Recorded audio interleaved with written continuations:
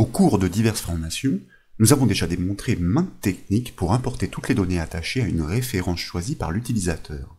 Et pour cela, nous avions notamment imbriqué les fonctions Excel index et equiv. Ici, nous amenons une technique matricielle judicieuse qui permet de simplifier largement la syntaxe finale de la formule d'extraction. Sur l'exemple illustré à l'écran, nous travaillons sur une base de données d'articles vestimentaires. Sur la droite de ce tableau, l'utilisateur choisit l'une de ces références à l'aide d'une liste déroulante. Et aussitôt, dans 3 cellules situées un peu plus bas, ce sont les informations attachées sur le nom, le prix et le stock qui sont dynamiquement rapatriées, pour preuve ici, avec un nouveau changement, une référence qui n'a plus rien à voir. Vous voyez que toutes les informations s'actualisent. Et pour cela, c'est une unique formule à la syntaxe triviale qui réalise le tour de force. À la fin de ce sujet, nous proposerons de comparer avec la technique consistant à imbriquer 2 fonctions equiv dans une fonction index. Pour la démonstration de cette technique matricielle, nous suggérons d'appuyer l'étude sur un classeur Excel offrant cette base de données. Et comme toujours, ce classeur est offert au téléchargement depuis le site bombage.fr. Nous découvrons bien la base de données entre les colonnes B et G et étendue sur plus de 200 lignes. En cellule I6, donc, une liste déroulante se suggère lorsqu'elle est sélectionnée. L'utilisateur peut choisir l'une des références disponibles à la vente pour consulter ces informations associées. Ces données doivent être rapatriées en cellule I8, I9 et I10 à l'aide d'une seule formule. Maintenant, je vous invite à déployer la zone nom en haut à gauche de la feuille Excel et vous constatez que 2 plages nommées existent. En les sélectionnant tour à tour, vous constatez que la plage BDD désigne toutes les cellules de la base de données, tandis que la plage ref, c'est-à-dire la seconde, désigne seulement la colonne des références. Nous engagerons ces noms dans la construction de la formule pour en simplifier la syntaxe. Pour débuter l'extraction des données à partir de la cellule I8, c'est-à-dire celle-ci, nous allons exploiter la fonction index à appliquer sur la base de données reconnue sous l'intitulé BDD. Comme une petite matrice virtuelle interviendra pour désigner les multiples colonnes d'extraction, nous devons commencer par sélectionner toutes les cellules qui attendent l'importation des informations liées.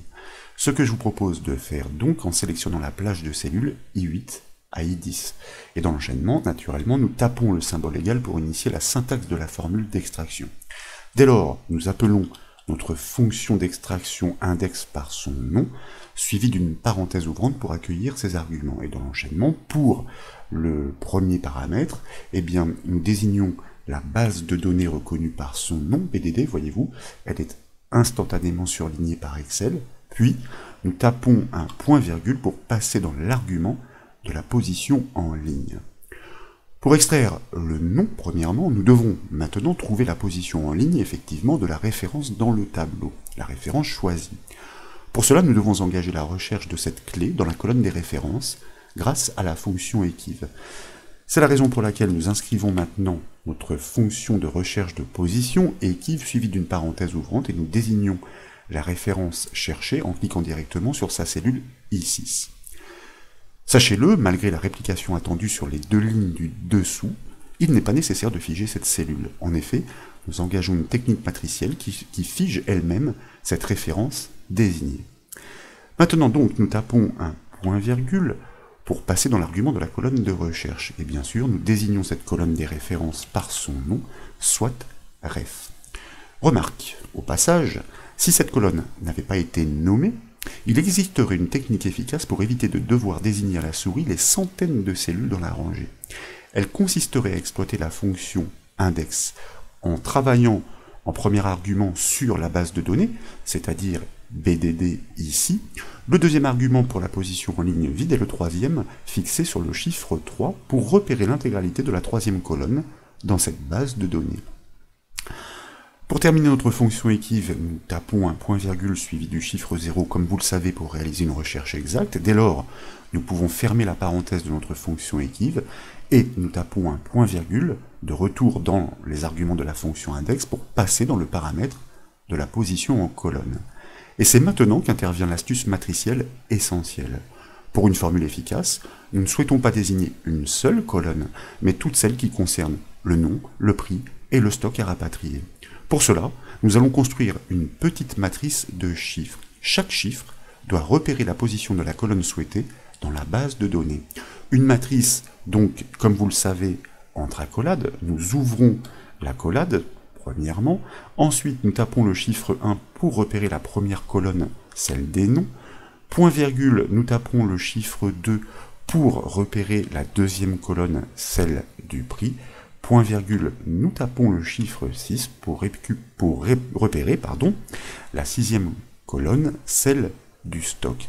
Naturellement, nous fermons l'accolade de cette matrice pour, résumer, nous désignons les positions respectives pour le nom, pour le prix et pour le stock. Avec des points-virgules, comme c'est le cas ici dans l'énumération, nous fabriquons une matrice verticale avec ces chiffres. En effet, la réplication est attendue à la verticale sur les lignes du dessous. C'est ainsi que chaque numéro sera respectivement considéré pour extraire l'information correspondante attendue. Il nous reste à valider, à fermer la parenthèse de la fonction index et à valider la formule par le raccourci clavier CTRL majuscule entrée. Et comme vous pouvez l'apprécier, toutes les données attachées à la référence qui avait été choisie sont aussitôt extraites. Bien sûr, si vous changez de référence avec la liste déroulante, je vais aller chercher un peu plus bas, constatez-le, les importations s'actualisent instantanément. Et la syntaxe de notre petite formule matricielle est absolument triviale. Sachez enfin, et comme nous l'avions annoncé, qu'il aurait été possible de bâtir une formule unique évitant la technique matricielle pour aboutir au même résultat. Elle doit imbriquer deux fonctions équives dans la fonction index. Elle impose aussi l'entrée en lice des références absolues. Et vous en conviendrez, si vous la consultez dans le pas à pas détaillé sur le site bombache.fr, la syntaxe s'alourdit assez significativement. Quoi qu'il en soit, j'espère que cette nouvelle astuce Excel vous a plu.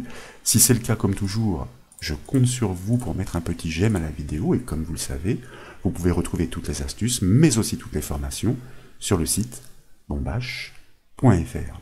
Je vous remercie.